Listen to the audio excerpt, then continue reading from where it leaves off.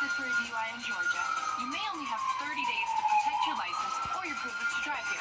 Hi, I'm Tiffany Duncan of DUI Duncan, the DUI firm here in Augusta. Visit our website at DUIDuncan.com to see what we've done to help so many drivers. If you've been arrested for a DUI in Georgia, call me now for a free consultation.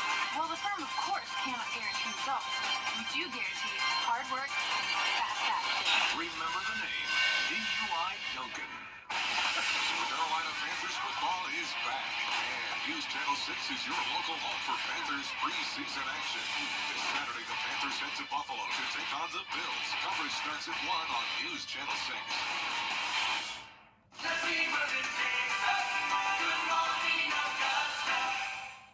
The live 5 for 6 Skyview Network, sponsored by Terry Lambert Hyundai.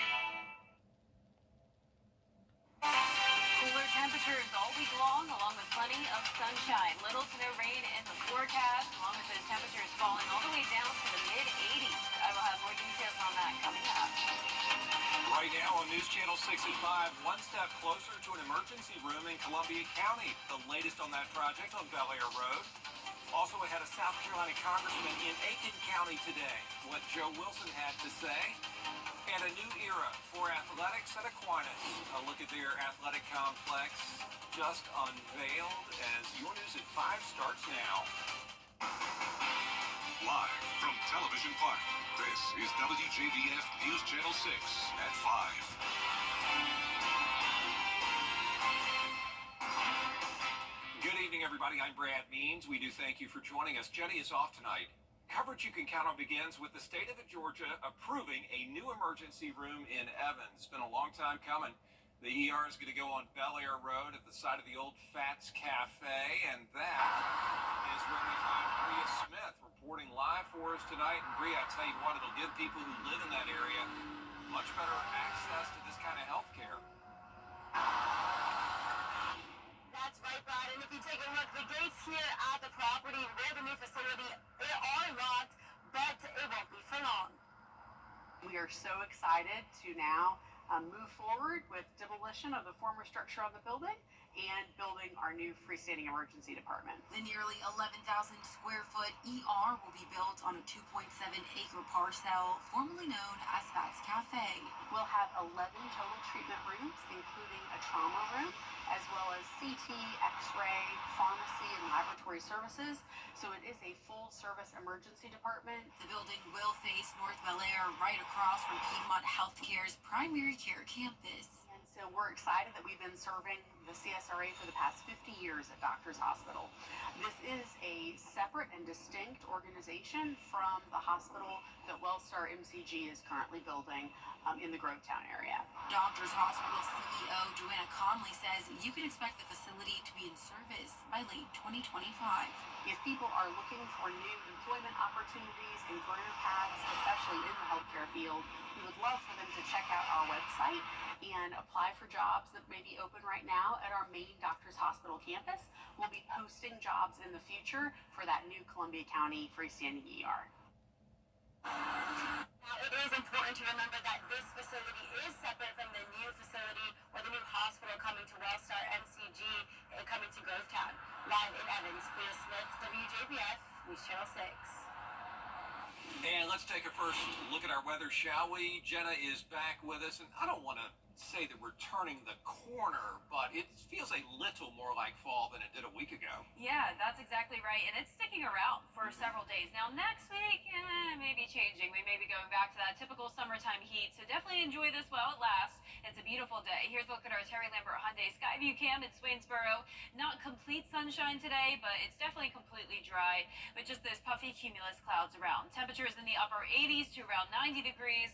Augusta just made it to that 90-degree mark. 88 in Aiken, 89 in Thompson, 90 as well in Evans. Wrightsville, you're at 90, 88 in Edgefield, and 87 in Washington. So very consistent temperatures. Dew points not as consistent. So we are seeing dew points as low as 60 degrees in Crawfordville, 62 in Sparta. Then those low 70s are just to the south and east, 70 in Waynesboro and Barnwell, 72 in Allendale. It's definitely more so the typical dew points we see in August, so it's feeling more humid down towards the southeast, and you can see the heat index up to 93 in Bamberg, 97 in Sylvania, 95 in Allendale. So still not that dangerous heat index, but still feeling very hot compared to our northern and western counties, feeling like the actual air temperature, upper 80s to low 90s. Satellite and radar not showing any rain, but we do have the cloud cover across most of the CSRA. And then down towards the south, we have this stalled frontal boundary with low pressure down in Florida, bringing some showers and storms down there. Now, it's possible we'll have a stray shower or two over the next couple of days, but we have a lot of dry air moving in from that northeast wind, and that will really help limit those rain chances. 10-mile-per-hour wind now in Aiken, 8 in Barnwell, 8 in Augusta. So a little bit breezy at times, and tomorrow morning we'll still see that northeast wind. Temperatures going down to the mid-60s, and it will get even cooler than that over the next couple of days.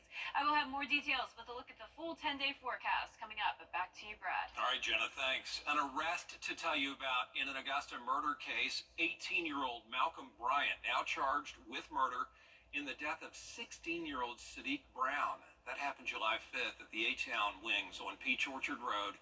18-year-old Kiernan Walters also wanted in that case. South Carolina Congressman Joe Wilson's annual bus tour coming to Aiken County today. The story from Aiken Bureau Chief Sean Cabbage-Stock. Congressman Wilson is stopping by several places, including Great Oak Equine Assistant programs. He says it's all about staying accessible and accountable to the people within his district.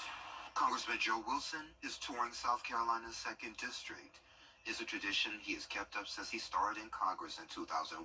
Humbling to me to be here, in that grandfather Wilson was born in Beach Island in 1888.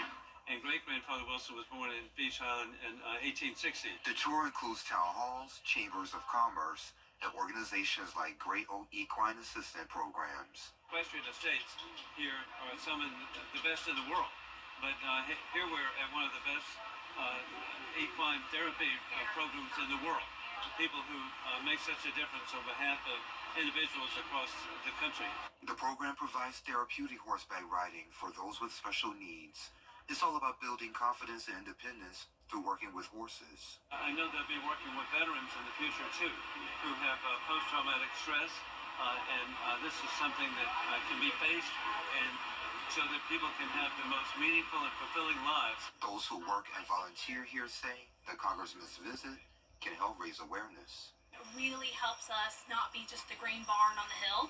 It allows people to see what we do here. The doors are always open. The gates are always open. We want people to learn and know about what we do here. Wilson also spoke on Ukraine and Israel. He praises Ukraine's resilience in the face of Russia's invasion. And to me, they are front line. The American people need to know that what's happened is that we have a conflict we did not choose, and that conflict is of dictators with rule of gun invading democracies with rule of law.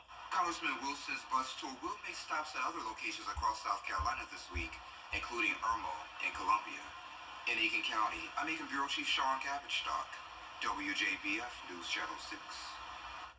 Augusta leaders holding the line, it turns out, on taxes. Commissioners today approving the rollback rate. A shooting investigation is underway in Aiken. Here's what we know. It happened about 3 o'clock this morning at Colts Crossing Apartments on Lawrence Street Northwest. A man was shot. We don't know how he's doing at this hour. We do know another shooting happened about 2 miles down the road last night on Alfred Street. Nobody hurt in that shooting. No arrests have been made, and public safety says they don't know if the two cases are connected. As we told you last night, a local group is backing off on plans for a substance abuse facility in Grovetown. Aquinas High School cutting the ribbon on its brand new athletic complex. Nearly 500 donors helped make the $12 million project possible. Look at it, mighty nice. It includes a stadium for football and soccer and a baseball field with lights. I think this is a huge step forward for us. It just shows off our campus. It will attract more people to our school so they can find out what's going on here, and we can sell our mission to more people. I think it'll be big for our enrollment. I think people already want to come to our school because we're a great school, but anybody that's athletic minded sees how much our administration puts in athletics. The Fighting Irish set to host Bryan County at their new stadium Friday night. Still ahead on News Channel 6 at 5, the latest on the conflict in Gaza, how U.S. leaders are working. Mix of sun and clouds this week with little to no rain in the forecast and much lower temperatures. The lows will be in the mid to upper 60s, highs in the mid to upper 80s, but the 90s will return next week. I'll have more details coming up. Let's play the view. Channel 6's school resource officer accused of hitting a student. We'll hear from the child's mother after the forecast. Weather headlines on WJBF News Channel 6. Brought to you by Hickson Roofing. If your roof needs fixing, call Mr. Hickson. Now, your most accurate forecast with WJBF Live Viper 6.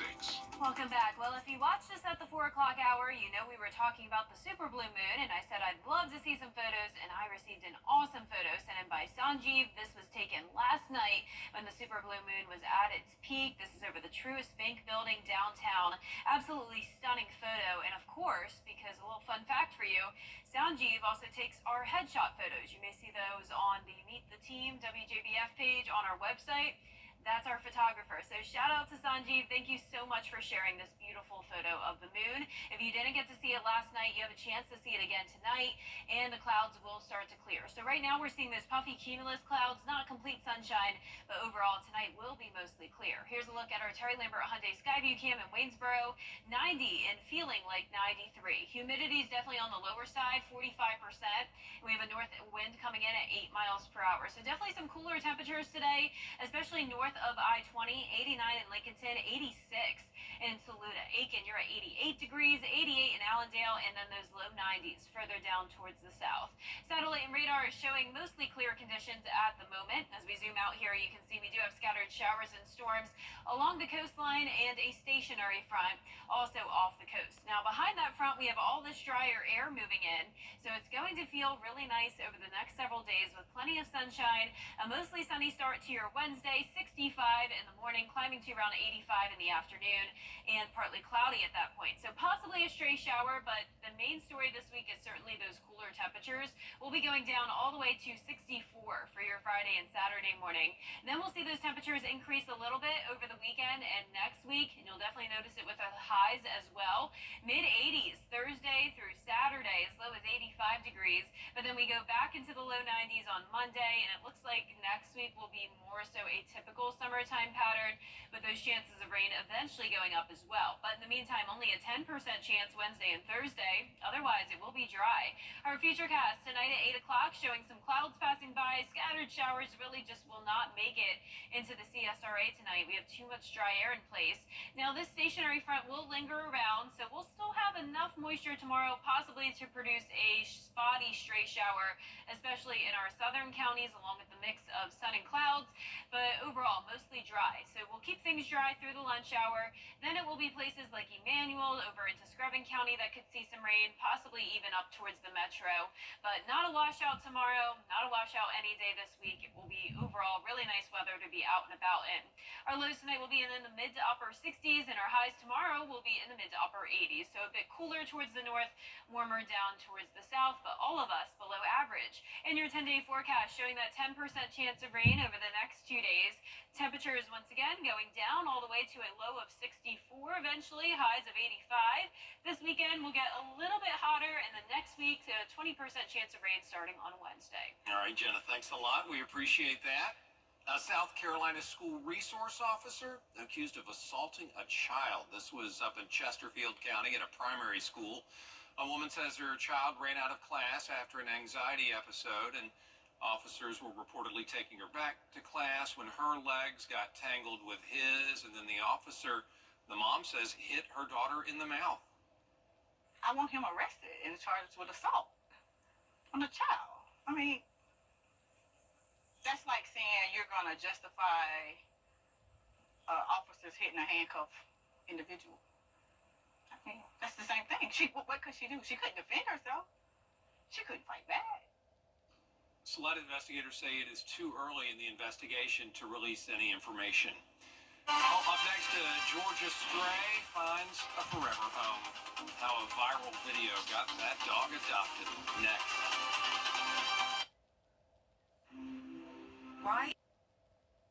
brand new day for a Labrador retriever in Georgia who was a stray not too long ago.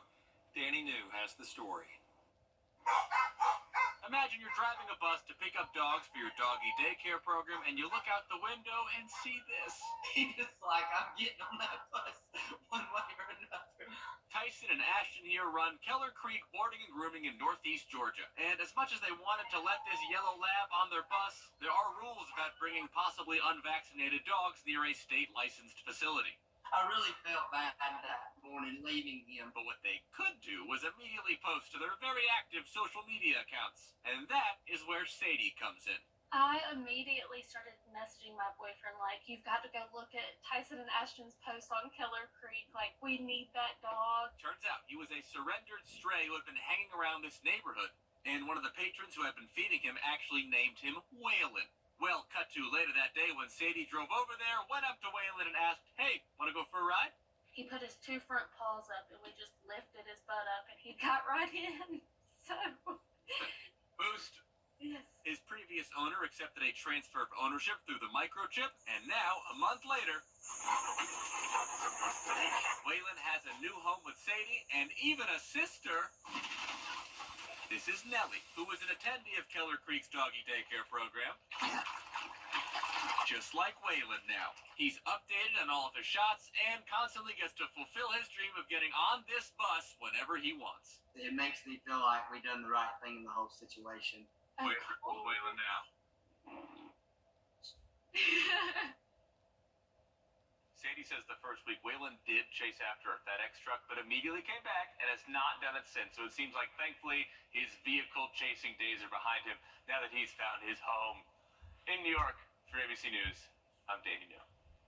Well, that is it for this half hour. We hope you'll stay with us for News Channel 6 at 5:30. Dee is up next with live coverage from the Democratic National Convention. Stay with us.